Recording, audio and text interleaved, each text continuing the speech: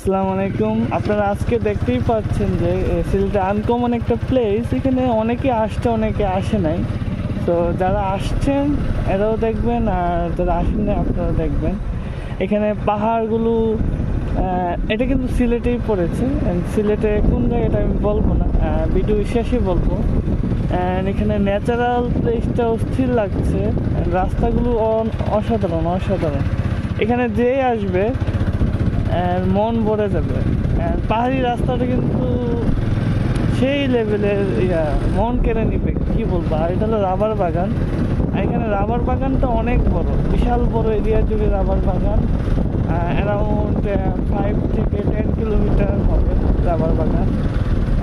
Accurate আমি বলতে পারছি না, একমাত্র মালিক পক্ষরাই বলতে পারবে অ্যাকুরেট। এখানে যে দেখতেই পাচ্ছি লুকিং গ্লাস, সেই রোডের দুই ধারে গাছগুলো, চা বাগান, অস্থির একটা ফিল পাবেন এই জায়গায় এসে। এখানে অনেকদিন পর আসে আমার, আর এখানে কিছু ন্যাচারাল সাউন্ড পাবেন, যেটা এটা আপনার মন কেড়ে নেবে। আর চা বাগান তো আছেই, চা বাগানটাও কিন্তু অস্থির লেভেলের।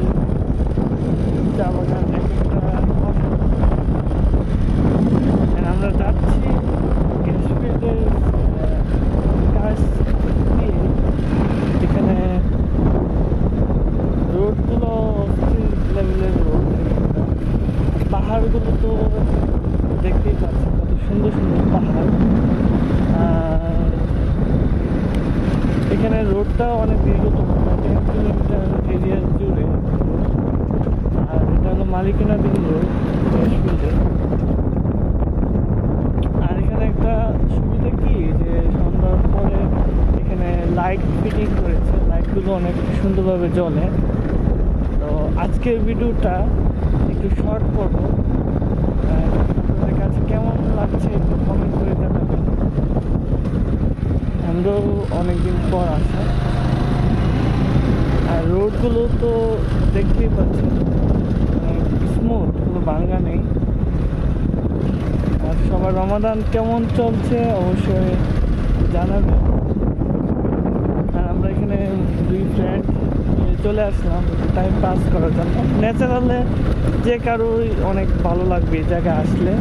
এটা ওয়ান কাইন্ড অফ মৌলভীবাজারের মতন লাগছে। শ্রীমঙ্গল রুটগুলো এরকমই সেম, এরকম ঘাস প্রশস্ত, দেখতেও কিন্তু অনেক শ্রীমঙ্গলের মতন। আর যতই সামনে আগাবো এতই মুগ্ধ হয়ে যাবে এই রুটগুলো। আর এদিকে তো বাইক চালাতে যে কারোই ভালো লাগবে। আমরা প্রায় চলে এসেছি গ্যাসফিল্ডের কাছাকাছি। কিন্তু রাবার বাগান তো দেখতেই পাচ্ছি। আমি এখানে আপনাদের 2 মিনিট ধরে গাড়ি চালাচ্ছি। রাবার বাগানগুলো অনেক দীর্ঘতম, দৃঢ়তা আছে। আরও সামনে আগে আপনার কাঁঠাল বাগান দেখতে পারবো। কাঁঠাল বাগানের রোডটা একটু খারাপ, তাই যাবো না। অস্থির লেভেলের একটা রাস্তা, যে কারোই ভালো লাগবে। তো আজকে এই পর্যন্তই। আল্লাহ।